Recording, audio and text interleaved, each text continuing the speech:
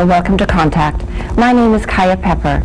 My guest today is Brenda Leadlay, Artistic Director of Tamahnous Theatre. Hi Brenda, welcome to the show. Hi Kaija, thanks. Now you're about to open a new production, but before we talk about that, let's talk a little about Tamahnous Theatre, which is one of Vancouver's oldest theatre companies.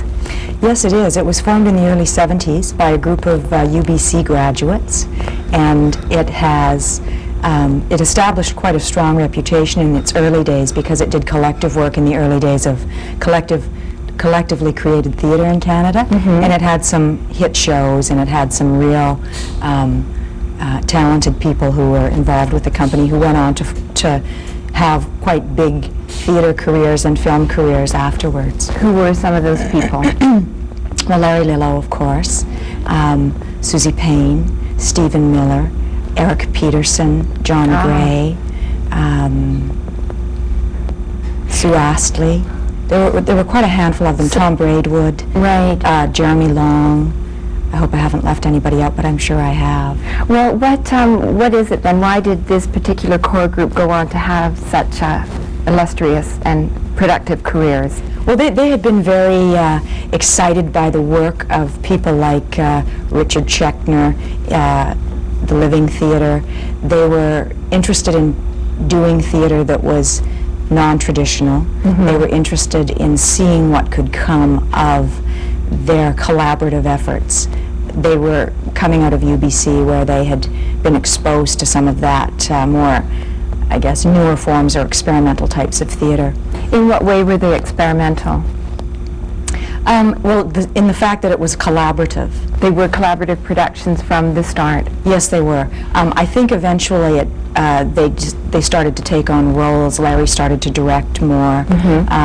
Some of them started to do more of the writing. And usually, my understanding of it anyways, was that someone would take on a different role for each production. And so one person would do publicity, one person would act, one person would be the production manager. Everybody did everything. Right. Does that work? Well, I think it does work. I think you need to be very committed to what you're doing. I think it usually works better when the actors are younger and don't have families, and I think probably that's what ended their collaboration, was that a lot of them were getting older and having families, and they needed to make more money. I think they were only making something like $100 a week, or maybe $200 a week, but it was pretty minimal in those days. I can remember seeing some of those early productions like Bull Durham. Right. And We Can't Pay, We Won't Pay. Yeah. And there was something that John Gray had written that was done early on. So I do remember in Vancouver when they started, there was a feeling of excitement that this was a small company that was doing work that was experimental and exciting, and it's continued through all those years. How long have you been artistic director? I've been there for 2 years. And what led you to them? Well, Terry Snellgrove had been the artistic director there for about 4 years, and she had gotten a Canada Council B grant to take a sabbatical. She wanted to travel around Europe and different parts of North America and take a look at what was happening in other theaters.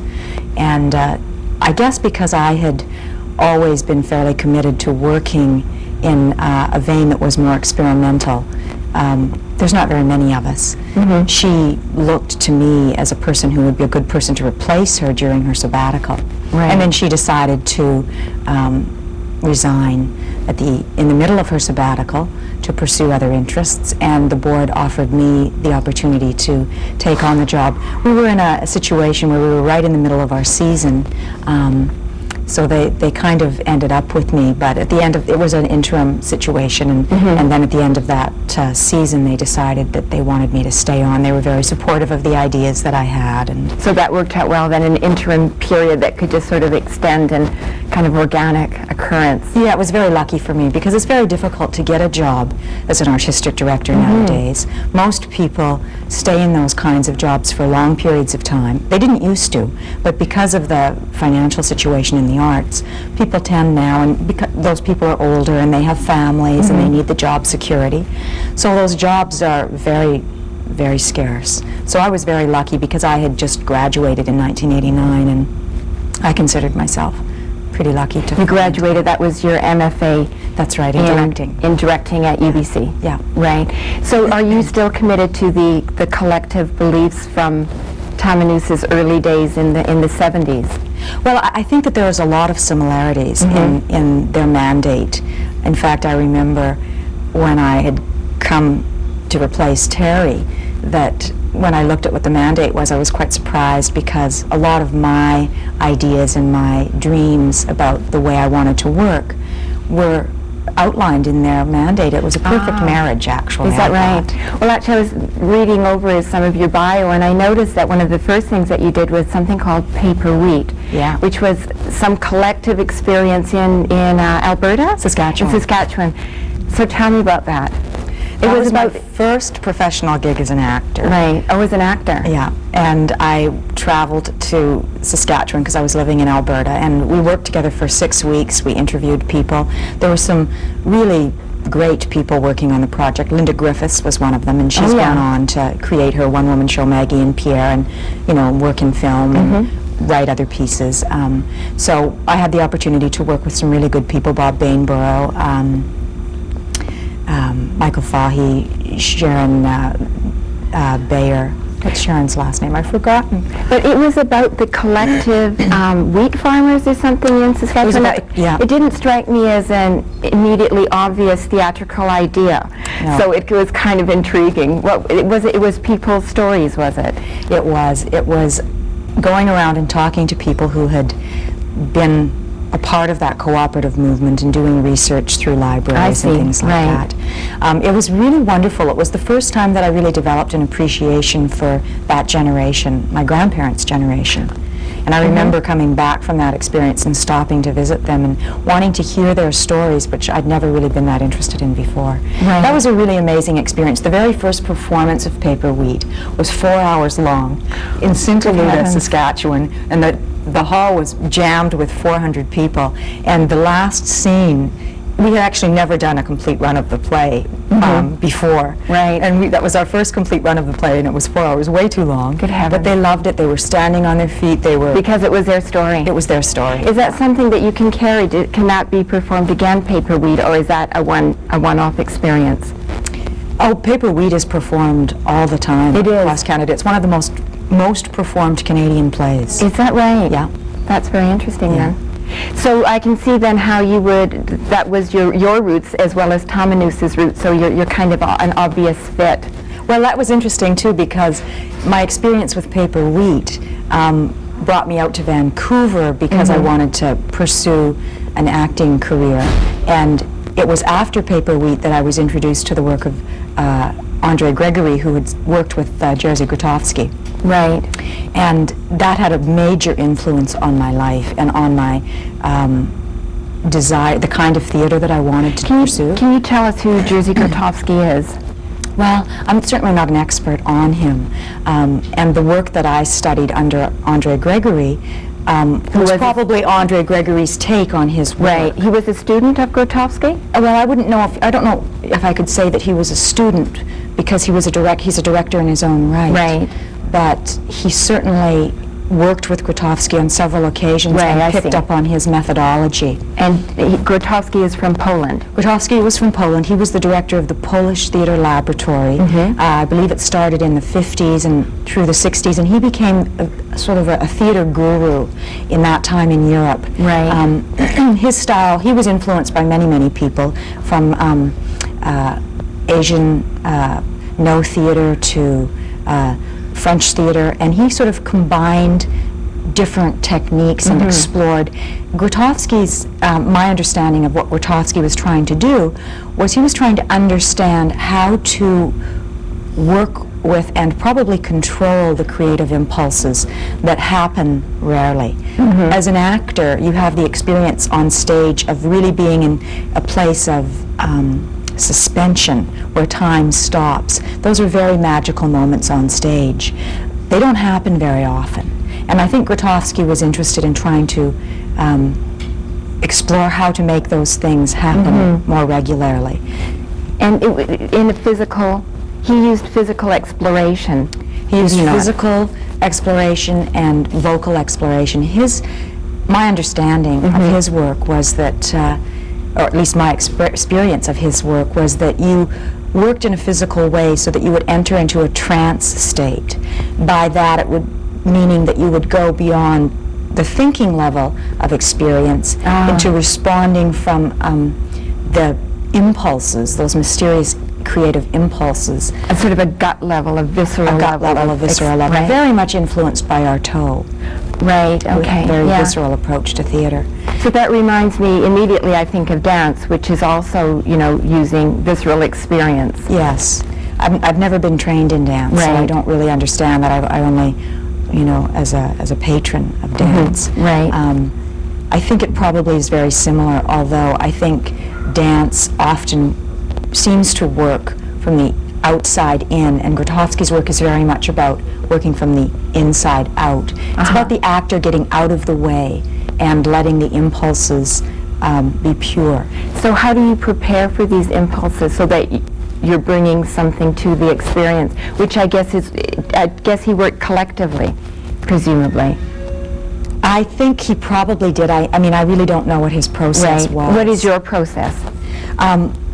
My process is, it's always changing somewhat. If I'm working with a script, I'll use the physical work to develop, first of all, the characters and the relationships between the characters. I think for me, that was the thing that the Grotowski work offered that I latched onto. By working physically, two actors can discover a wide range of possibilities, of choices, rather than just thinking about them. The wonderful thing about the physical work is that they often discover images that are original. Right. They're not things that they know consciously. They're things that come up when they honestly respond to what the other person is giving them and honestly respond to the impulses that they have. Right. And so you get images and ideas that you wouldn't necessarily think You wouldn't know you had them. You wouldn't know. So it's really a way of working with, if there is such a thing as the unconscious, with the unconscious. Yes. Now this actually maybe is a good time to talk about your latest production, because you've worked that way with it. Yeah. I saw a rehearsal of it yesterday, and I found it a very, very moving and very deep experience, even though it was in a rehearsal hall that had red and white balloons all over it. Despite all that, it really worked in that I felt it was working from an unconscious level, and it connected to my unconscious level, and so it was quite powerful. So now, that's thrilling. yes, it was. It was thrilling for me to hear that. That's right. We didn't talk about it after. No. So maybe can you tell us before we talk about it? It's called Wet Dreams. Yes. And let's just tell people when it's on, so we don't forget to give the details. All right. It's previews on October 31st, opens November 1st, and it's playing at Studio 16. And where is that? That's at 1545 West 7th. It's playing until November 11th, and there are 2-for-1 performances on the preview on Monday the 6th and the 7th, and there's a matinee on Saturday, November the 11th. And all the performances are at 8 p.m. except for the opening night, November 1st, which is at 8:30. Okay, and if people wanted to phone for more information or for tickets, do you have a phone number? Yes, I do. Okay, it's 708-0799. Okay, now let's talk about Wet Dreams. Well, Wet Dreams, I've always really been fascinated by how our sexual conditioning forms our identities. A few years ago, I had read a book that really opened my eyes. It was a book called Angry Women, and it was interviews with 16 performance artists, female performance artists from the States, a wide range of people, very feminist, ranging from Annie Sprinkle to Diamanda Gallas, and talked about the kind of performance art that they did. It really shocked me and also excited me, because I thought, oh, there's no one doing anything like that here. These subjects aren't really being addressed. I think that because our sexual conditioning really does inform our identities in ways that we're not conscious of, perhaps, that it's really worth exploring how we can maybe break free of that conditioning and form personalities and form identities that we can be happier with. Yeah, do you think we have that much control over it? Or you hope by shedding light on it that we can start gaining control over it? Well, I think that personality is always something that's evolving and changing. I think that sometimes we get stuck and think that this is who we are. But that question, who are you, who are we, and what are we doing here, I think is one that is always regenerating itself, and we're always having to redefine who we are. So I think, I think it's possible to change who you are at a core level. I think it takes a lot of work and a lot of desire to do that.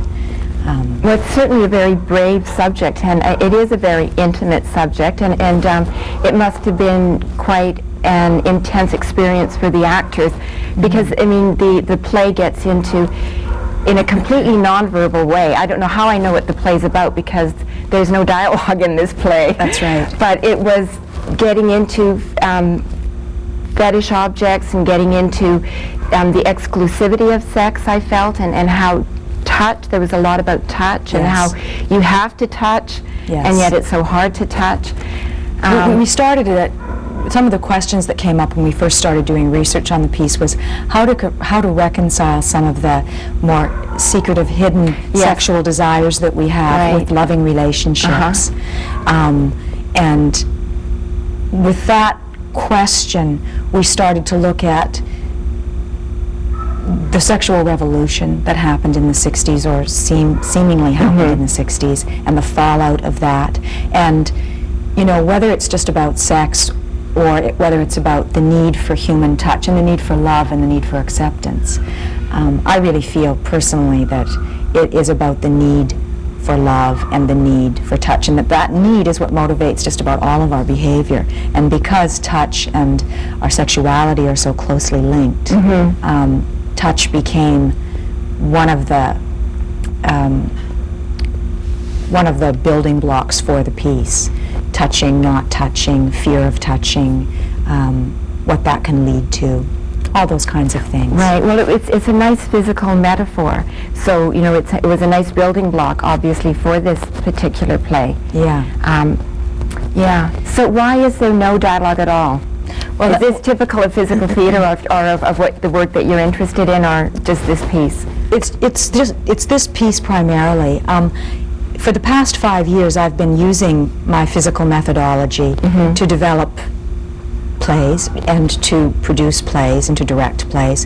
And I've always been very frustrated because, especially the last couple of times that I've worked on plays with text, just before we'll open, I would be in the habit of asking the actors to do just a purely physical run to see if the story was being told just through their actions as opposed to what they were saying.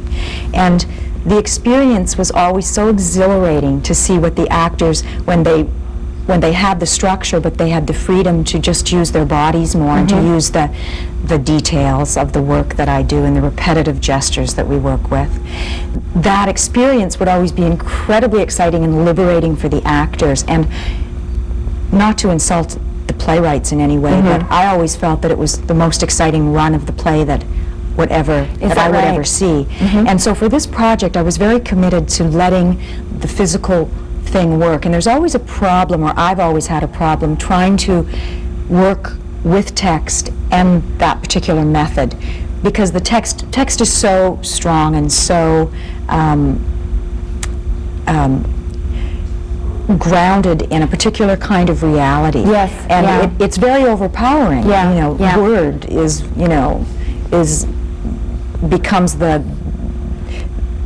be-all and the end-all, and everybody's waiting to see what the next word is. So the group and I decided that with this piece, we would keep text out of it as much as we possibly could. Even though we were doing writing exercises and working with monologues and developing the piece, I would be aware that when we started to work with text, that the physical thing would get lost. So it was a real commitment for me to see what could be done without text. Well, it's very interesting to see what can be done without text. Oh, good. And I think people would will find that although there is no test, it is very clear because of all the work behind it, Right. what each section is meaning.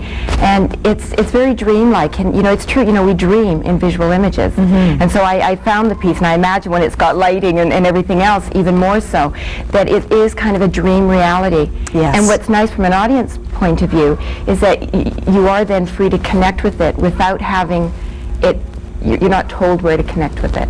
That's the wonderful thing about seeing the physical work, especially in the process, because you're watching it and everybody's interpreting it in their own way. Right. And, I mean, the whole idea behind theater, and the reason that I do theater, is obviously to reach people and to commune with people, so that there's that sense that you're not alone. Yeah. It's from, that wonderful film, and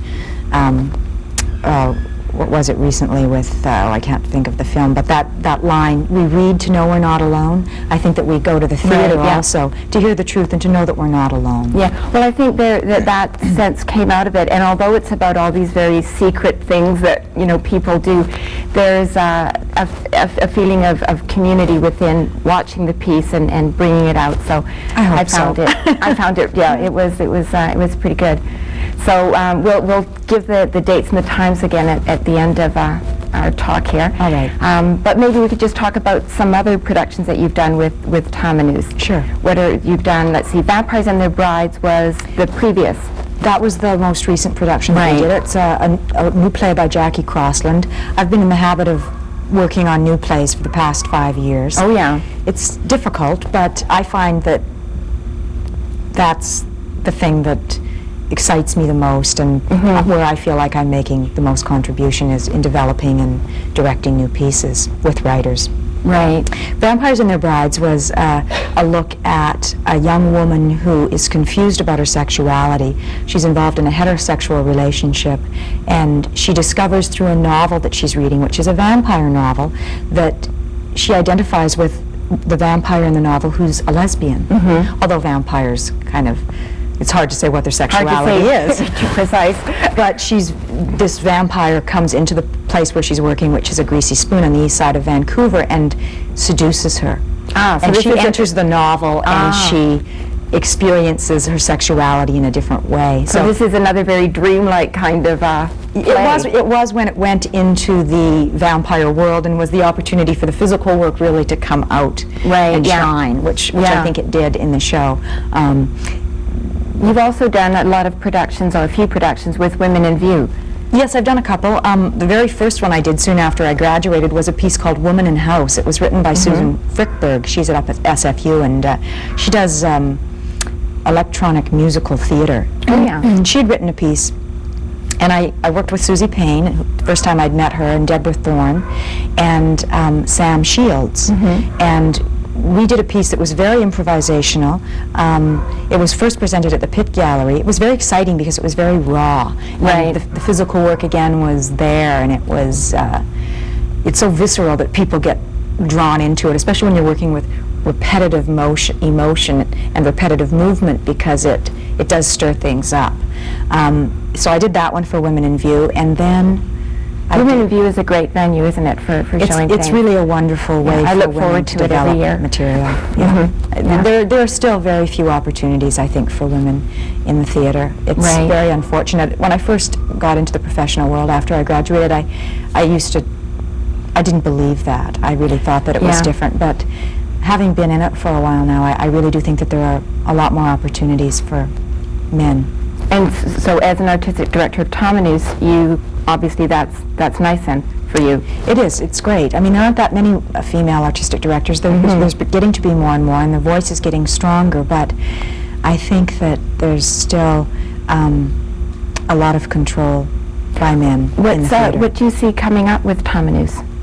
Well, funding, of course, is always, a difficulty in these times. But our next project that we're hoping to do and planning to do is an adaptation of Leonard Cohen's novel, Beautiful Losers. Oh, I just love that novel. It's quite going to be very challenging. It really suits the group very well. And you're working on that again in a collective way? Yes. Excellent. I think this time I will, I think Marie Humber Clements, who's a member of the core group will take on the writing of the piece or the adaptation of the piece. It's a very strong piece with these images that I've just I mean, I read it years ago. There's images in it Yes. that just stay in the mind. Yes. Brenda, we're almost out of time. Okay. So maybe before we go, can you just let people know again, your next production, which is called Wet Dreams, is going to be at Secret Space? Nope. Studio 16. Studio 16. From November 1st is the opening, October 31st is the preview, till November 11th. It's a short run, so, you know, people will have to be aware of that, and if they want to come and see it. Right. I think there's a lot of interest already. I've gotten quite a few reservations. It's quite amazing That's how great. a title can, you know, interest people. Wet Dreams is a pretty kind of title that grabs you. Yeah. And it also grabs you as you're watching it. Thank you very much for inviting me to the rehearsal earlier this week. And thanks very much for coming in. Well, thank you very much for helping us to promote the show. I appreciate it. I'd also like to thank Anderson's Restaurant for having us here. For contact, I'm Kaija Pepper. Please join us next time.